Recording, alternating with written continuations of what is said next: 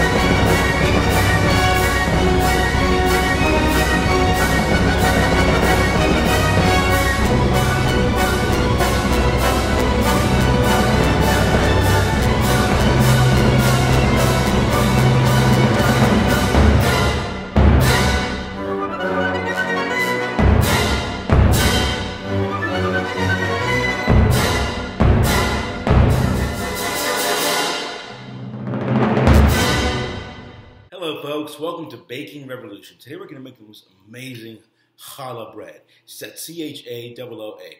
Challah, use the back of your throat. Now, challah is a Jewish bread that's usually made to be served every Friday during the Sabbath. And they usually braid it and make it to a long loaf. That's what we're going to make today. Now, if you're celebrating Rosh Hashanah, which is a Jewish New Year, it would still be braided, but it would be made into a round to commemorate the cycling of the year. Right, so since we're going to make a Jewish bread, we have to make sure it's kosher. It's parva. That means that it has eggs in it, so we can't mix dairy into it. So it's going to be really interesting to make this bread without dairy, but it's going to have eggs. It's going to be amazing. It's going to be delicious, and I can't wait for y'all to try it. Let's make it, folks. Right, so this bread's going to be a lot like brioche, fluffy and rich. We're going to go ahead and add our water to the bowl. We follow it up by adding our flour, and honestly, you can do this in any order you want. It doesn't have to be in this order. Once we add our flour in, we're going to go ahead and add our instant yeast. We add on one side of the bowl. We add our sugar and salt to the opposite side of the bowl. Remember, yeast and salt and sugar don't mix. We're going to go ahead and add our oil. I'm using a vegetable oil for this. You can use canola, you can use olive oil, or anything that's neutral in flavor.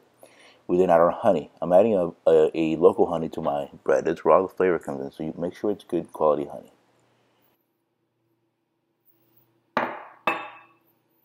And lastly, we add our eggs. The richness comes from the eggs, and so does the color of the bread. Right. We're going to go ahead and place it in our stand mixer with a dough hook. And we're going to knead this for about 7 minutes on speed 2.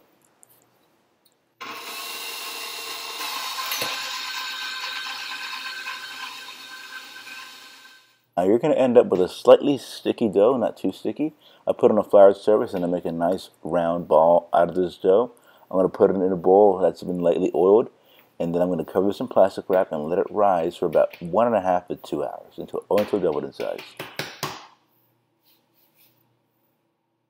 Okay, folks, so now that our dough is doubled in size, we're going to go ahead and punch it down, and we're going to shape it into 2 separate loaves. This recipe makes 2 loaves. All right, so we're going to go ahead and lightly dust our surface. I'm going to transfer our dough onto the surface itself. So we put that oil in there. It'll be easy to take this dough off the bowl.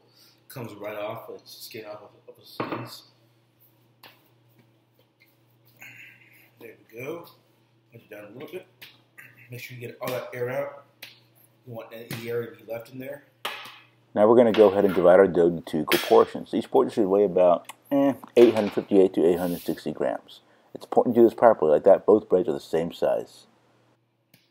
We'll now divide each half into 3 equal portions. Each portion is going to weigh about 286 grams to 290.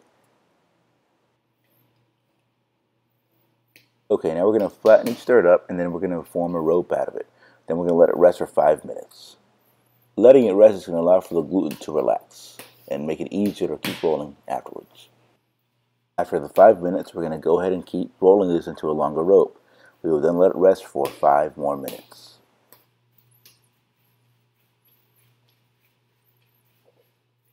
As those 5 minutes are up, we're going to continue rolling this, and this time it's going to be the last roll. It needs to measure 30 centimeters per rope. Now we're going to braid the bread. Notice how I have these lined up, right? So you put one side to the center of the rope, the opposite side to that center, to the new center rather, and you keep repeating this process until you have reached the bottom of this rope.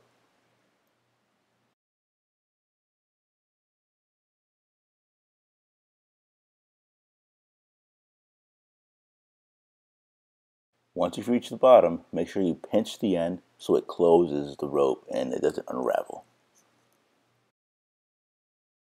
Now we're going to turn the dough 180 degrees, and then we're going to flip it over so the bottom side is facing up. And we're going to repeat the same process for the braid. So, one side to the center, and the other side to the new center, and repeat the process until we reach the bottom. And again, don't forget to pinch the end when you're done to make sure the braiding stays in place. And then just to make sure, one final pinch on the ends, and then we're going to get these ends and just fold them underneath the bread.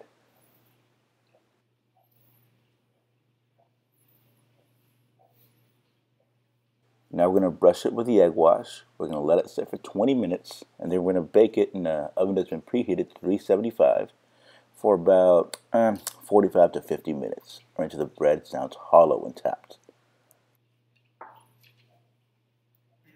Okay, folks, so now that the bread is baked, we're going to make sure that it's baked thoroughly inside. And again, hear that thud?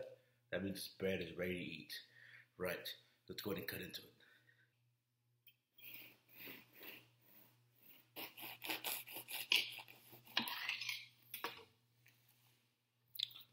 Look at that beautiful bread. It's fluffy on the inside. It's got that nice crust all around. God, this is going to be delicious.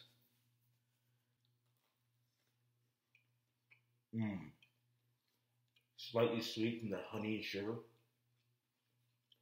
The honey, excuse me, really pronounced itself towards the end. You can taste it.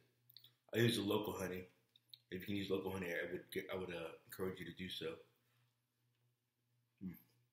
This is delicious, folks. Can't wait for you to try this out. Well, see you guys next time on Baking Revolution.